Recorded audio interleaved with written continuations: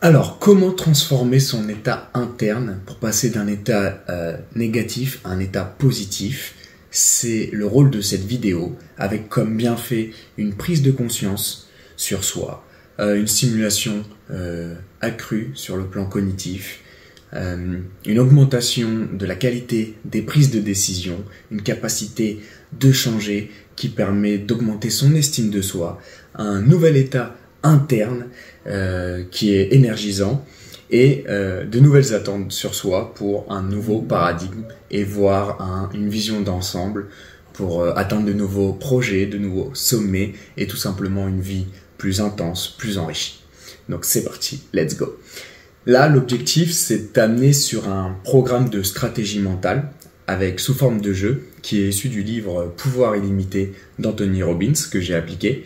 Il y aura 5 règles et l'objectif, c'est un défi mental sur 10 jours.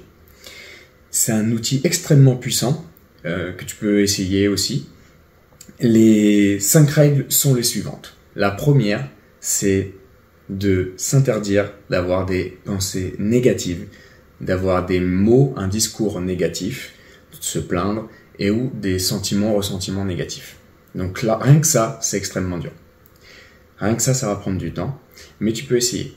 Moi, j'ai commencé avec des petits rappels visuels. Donc là, par exemple, je peux te donner ma méthode, c'est ce petit chouchou.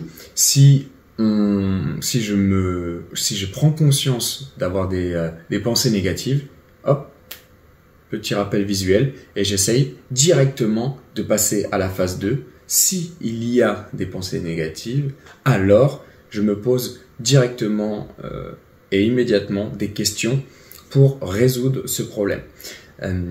Notamment les questions de résolution de problème qui sont les suivantes qu'il met dans son livre. Quelle partie puis-je tirer de ce problème? Que faut-il encore améliorer? Que suis-je prêt à faire pour que les choses tournent comme je le veux? Quel comportement suis-je prêt à modifier pour parvenir à mon but? Et comment rendre agréables les étapes que je dois franchir tout en faisant le nécessaire pour réaliser mes objectifs? Donc voilà, grosso modo, c'est poser des questions vraiment sur son cercle d'influence et de prendre conscience déjà d'avoir ces pensées déclenchantes et négatives pour essayer d'agir dessus. Et ne pas se laisser submerger par ces ruminations.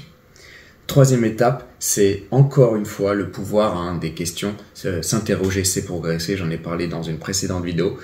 Se poser des questions énergisantes, que ce soit le matin ou le soir. Donc là, typiquement, le matin, c'est qu'est-ce qui me stimule actuellement? Pour quelles raisons est-ce que je me sens stimulé? Quel effet cela a-t-il sur moi? Quels sont les bienfaits de la vie dont je suis reconnaissant?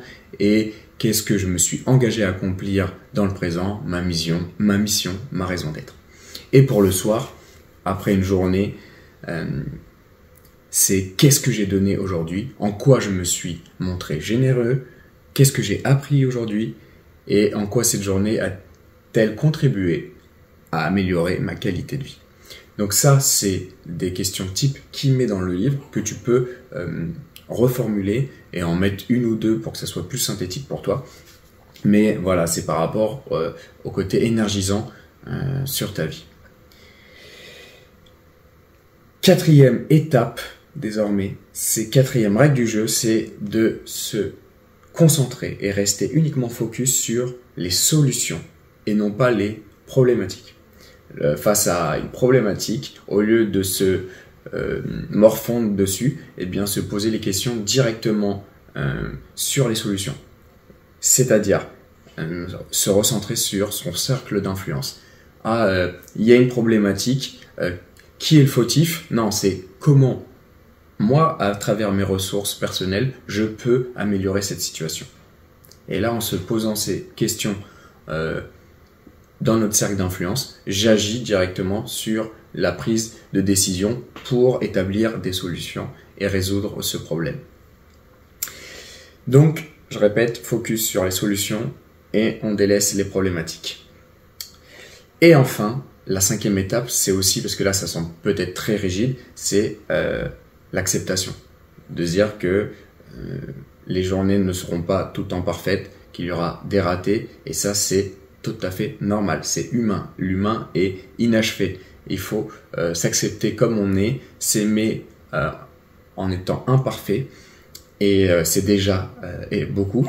Donc, vraiment, agir sur cette résilience de se dire que ce défi de 10 jours, c'est déjà extrêmement gratifiant, extrêmement complexe, et que si on s'aperçoit que sur une journée, ça ne l'a pas fait, on recommence le processus. Et de toute manière, rien que de faire cette démarche-là de vouloir changer, d'évoluer, est bénéfique sur le long terme. Donc ce n'est pas grave si on n'obtient pas les résultats sur les 10 premiers jours, on peut répéter le processus. C'est cette dynamique-là qui nous fait évoluer. De toute manière, il le dit dans son livre, le plus important, c'est pas l'objectif lui-même, c'est le processus, le chemin pour l'atteindre, la personne que tu es en train de devenir pour atteindre cet objectif. Ensuite, n'oublie pas de suivre tes habitudes pour te récompenser. Donc là, tu peux utiliser l'application Habitude, où chaque jour, eh bien, tu peux cocher l'habitude si tu as réussi.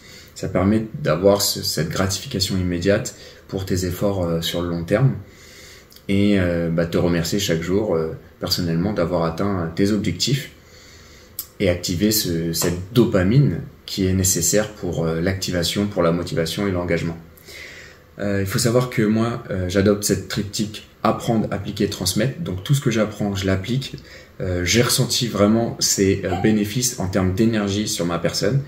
Et donc je souhaite le transmettre pour apporter de la valeur ajoutée. J'ai hâte d'avoir ton retour pour ceux qui essayent l'expérience. Et nous, on se dit à la prochaine. Jamais parfait, toujours meilleur. Allez, ciao!